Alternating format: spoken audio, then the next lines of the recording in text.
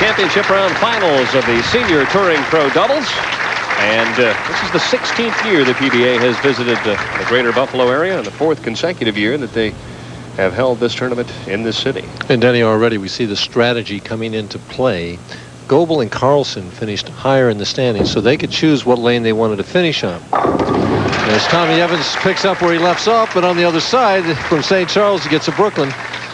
They want Bryan Goebel to finish on lane 47, so they made Evans start the match. Evans and William countered by having Walter Ray finish on the right lane, so the turning player is going to finish in the 10th frame for both teams. 54-year-old Glenn Carlson opens up championship round pair and play on lane 48, and he comes out and strikes very quickly. Nice shot for Glenn. The right lane seems to be tighter. Bryan Goebel just crushed him on Friday morning when he averaged over 260. Or what day are we? Wednesday morning. Wednesday morning. I got to get my days straight here. The right lane is tighter, and for a player like Carlson, he can go straight at the pocket.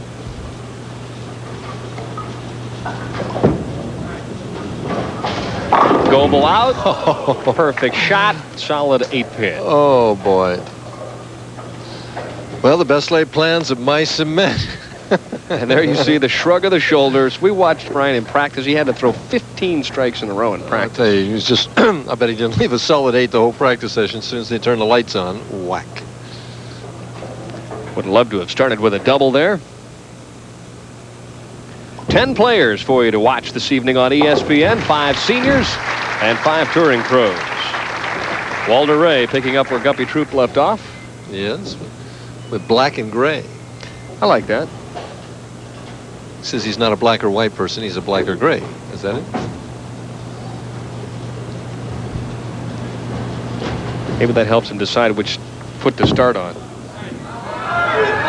Plays the outside angle that he moved too late in the practice session and strikes on 48. Yeah, he moved there and threw 5 in a row and then missed for about 2 or 3 frames, and but he still decided to stay there.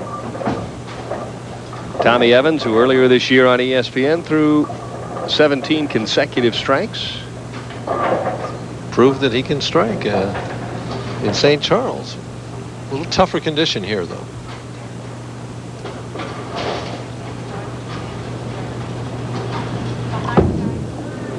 Nice stroke. Snapped high right at the end. He was running it out. The ball did a little dipsy-do to the left at the pins, and 4-6-7.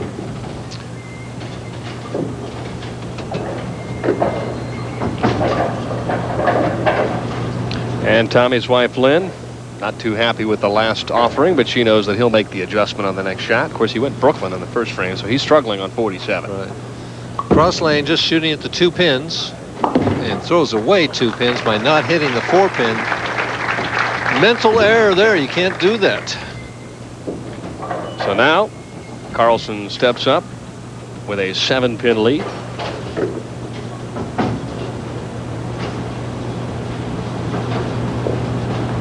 That's about as loose and as flowing an arm swing as you'll see as he tugs it a little left and leaves the Durbin on lane 48. How do you make this, Mike? This is going to be interesting to see the way he shoots the 3, 6, 9, 10. He's playing right around the 8th board as it is. I think he'll just move his feet a little bit left and keep the same strike target. If he moves way left, which he is, he's moving way left, he's got to hit that 3-pin pretty full in order to make the spare and not leave the 9.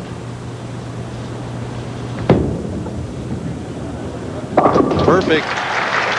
Beautiful shot by Glenn Carlson. Goebel says, all right, give me 5 of that, and let's see if I can get a strike on the left-hand lane.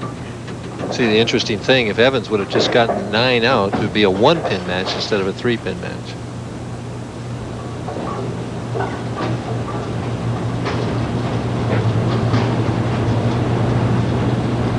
A look from the pin deck. No solid 8 this trip.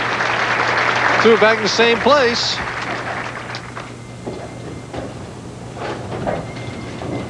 Down by 3, Walter Ray with a strike on his first shot.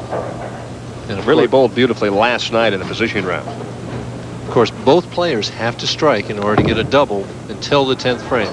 A little more speed, a little more direct that time, and a light hit leaves the 2-8. Well, the last couple shots, again, he went high from that outside angle, and then he picked up the speed, so he is trying to throw hard and just increased it a hair too much there. Switches to a straight ball and will throw straight at the spare. And, got it. Rumbled right into it. Fall-away jumper for Walter Ray, but he converts the 2-8 in the 4th. And now his partner, Tommy Evans, will try and get something started. Keep in mind the winner of this game will then challenge John Handegard and Steve Wunderlich. Bill Beach, Brian Voss are our number 2 seeds tonight, and Tita Semez and Rick Steelsmith on top of the pack this week.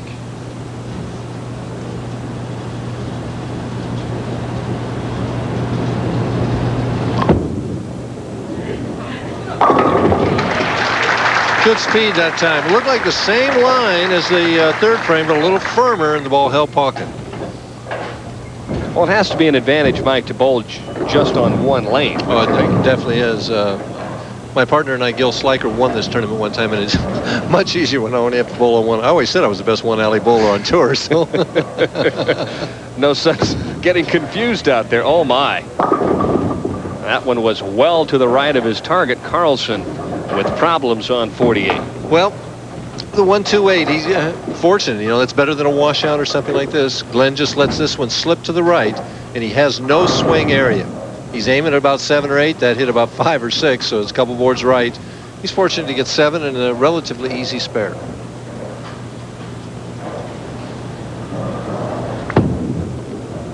And trouble.